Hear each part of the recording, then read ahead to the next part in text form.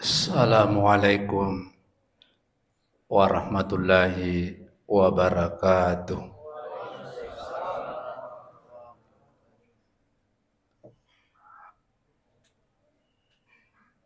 Alhamdulillah alladzi tafarrada bil baqa'i wal qidami wal azaliyah al baqi ba'da bana'i khalqi. Salatu wassalamu ala khairil anam alladzi ballaga risalah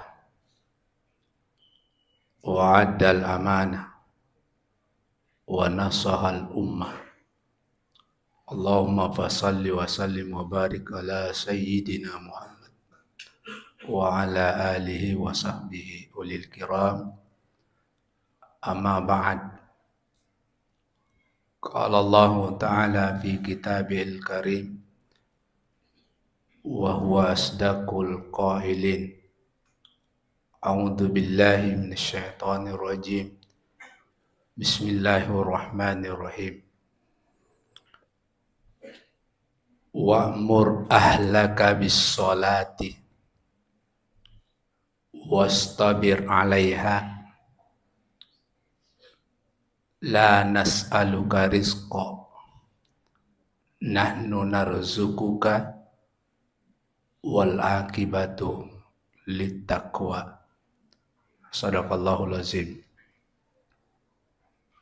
Hadirin jamaah tarawih yang dimuliakan Allah, sebelum saya memasuki isi ceramah saya mengajak kita semuanya mengirimkan doa surah Al-Fatihah kepada almarhum Bapak Profesor Dr.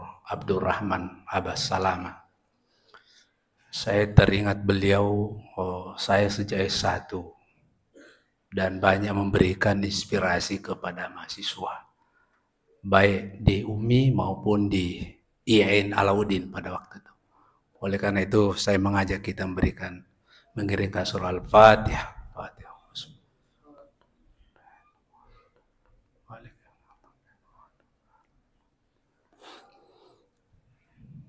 Terima kasih. Hadirin jamaah tarawih yang dimuliakan Allah, ceramah saya malam ini tidak panjang, Pak. Karena saya lihat di sini tertulis 20 menit. Ya. Dan ada suatu masjid saya ceramah, begitu selesai ceramah, tiba-tiba ibu datang ke saya, "Ustadz, terima kasih banyak ceramahnya. Bagus, Ki." Saya bilang, "Di mana bagusnya, Bu?" Bilang, "Pendek, Ki Ustaz." Ternyata ibu-ibu juga sekarang suka ceramah yang pendek. Hadirin jamaah sekalian, di dalam Al-Quran ada satu ayat, sebetulnya ayat ini menginspirasi. Wa'mur ahlaka bis sholati. Perintahkanlah keluargamu sholat. Wastabir 'alaiha. Dan ketika sudah diperintahkan keluarga kita, anak kita, tetangga kita, saudara kita, lantas tidak melaksanakannya, maka jangan putus asa. Karena ya memang tugas kita yang berat keluarga itu adalah mengajak anak kita, keluarga kita untuk sholat.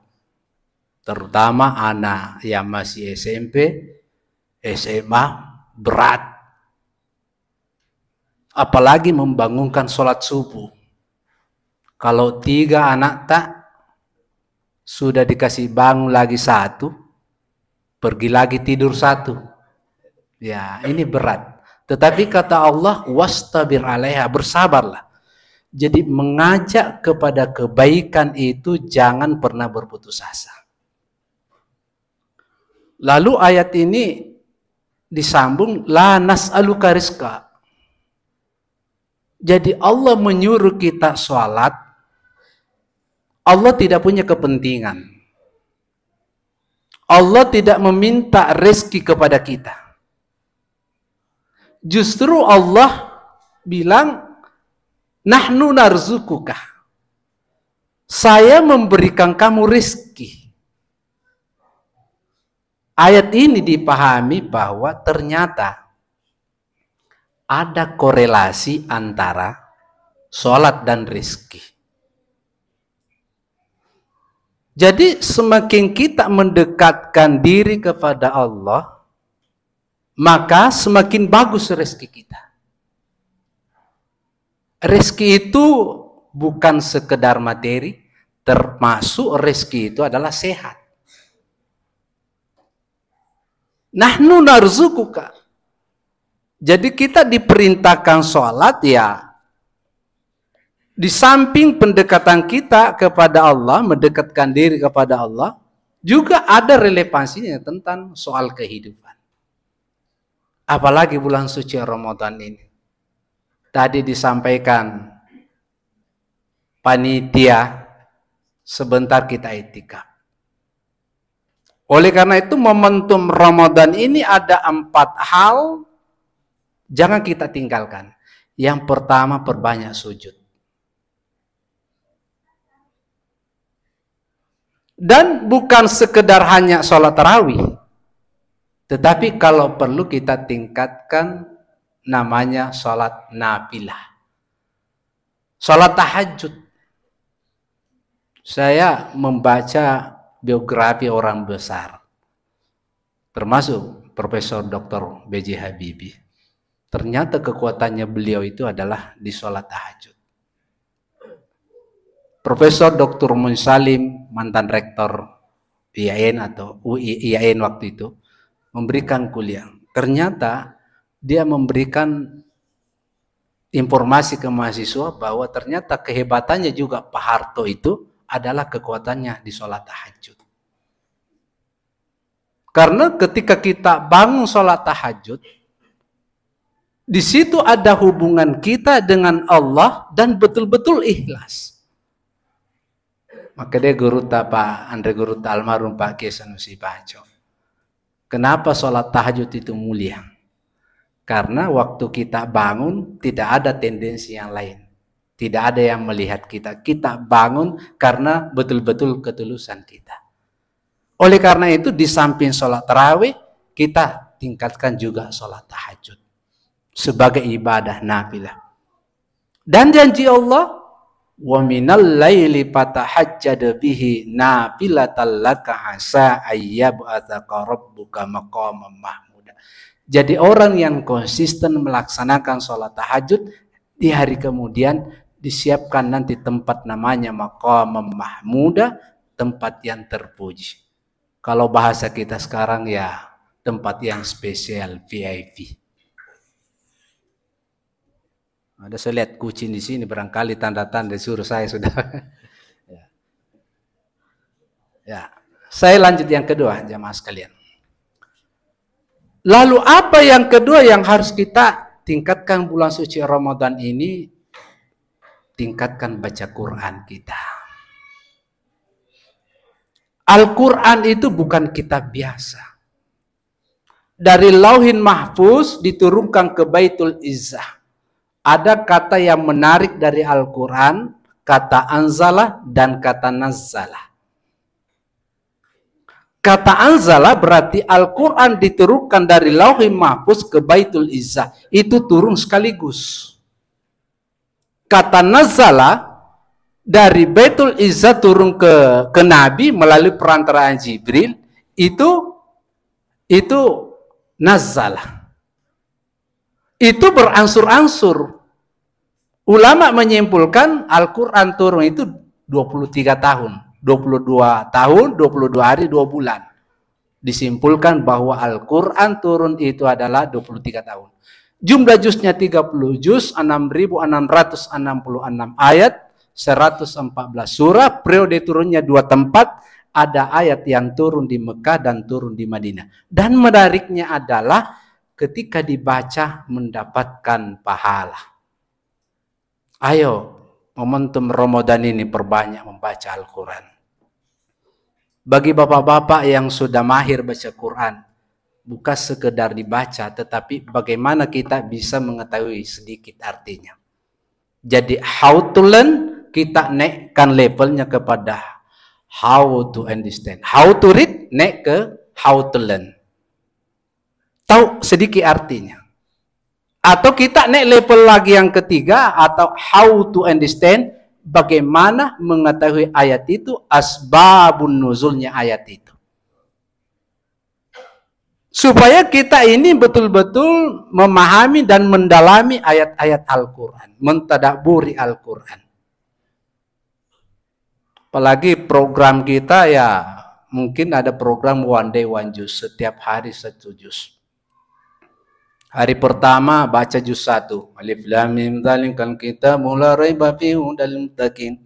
Hari kedua baca lagi juz 2. Sayaqulu sufaha'u minan nasi ma wallahu an qiblatihim allati kanu 'alaiha. Hari ketiga baca lagi juz 3. Tilka rusul faddalna ba'dahum 'ala ba'din minhum man kallamallah. Hari keempat baca lagi juz 4. Lan tanalul birra hatta tunfiqu mimma tuhibbun. Wa ma tunfiqu min syai'in fa innallaha bihi alim. Selesai Ramadan tamat 30 juz. Masya Allah. Betapa banyaknya pahala kita dapatkan dalam bulan suci Ramadan ini. Hadirin jamaah sekalian. Lalu yang ketiga, apa yang harus kita perbanyak? Perbanyaklah zikir. Apa fungsi zikir? Fungsinya zikir itu adalah menenangkan hati kita. Wa man a'rada an dzikri fa inna lahu ma'isyatan dangka. Nah nigi tahu malas mengerangi Allah Ta'ala, maka sesungguhnya disempitkan kehidupannya. Jangan heran ada orang kehidupannya mewah tetapi tidak pernah tenang dalam hidupnya. Kenapa? Dia a'rada an dzikri fa inna lahu ma'isyatan dangka. Biasakanlah kita berzikir. Ala bidzikrillahi tatmainnul qulub. Ketahuilah dengan cara mengingat Allah, hati kita menjadi tenang. Yang mahal di dunia ini Pak, ketenangan. Mega duita tapi tidak tenang, tidak ada juga artinya. Yang bagus itu adalah kehidupan dunianya bagus dan kehidupan ukhrawinya bagus, meseimbangkan antara dunia dan akhirat. Yang terakhir jamaah sekalian, yang keempat yang harus kita tingkatkan adalah perbanyaklah sedekah. Sahabat Abu Bakar ketika menjumpai Ramadan, suatu ketika dia menyumbangkan seluruh hartanya untuk kepentingan Ramadan. Makutana nabita, Abu Bakar, kenapa disumbangkan semua hartanya? Apa untuk anak-anakmu dan keluargamu? Apa kata Abu Bakar? Ya Rasulullah, saya percaya ada Allah dan ada Rasulnya. Inilah yang dimaksud ayat. Wa ma anfaqtum min syai'in fa huwa yukhlifu. Apa yang kau telah belanjakan di jalan Allah, maka pasti Allah menggantikan. Ibu-ibu memberikan buka puasa, maka itu Allah akan gantikan. Dan pahalanya orang yang memberikan buka puasa, dia mendapatkan pahala sama pahalanya orang yang berbuka puasa. Mari kita berpastabikul khairat dalam bulan suci Ramadan ini.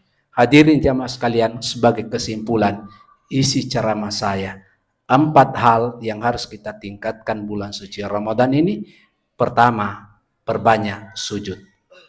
Yang kedua, perbanyak baca Quran. Yang ketiga, perbanyak zikir. Yang terakhir, perbanyaklah sedekah. Inilah yang saya sempat sampaikan, mudah-mudahan ada manfaatnya. Dan sebelum saya akhiri, saya ingin berpantun. Pohon durian berbuah kedondong. Sekian dulu kodong. Wassalamualaikum warahmatullahi wabarakatuh.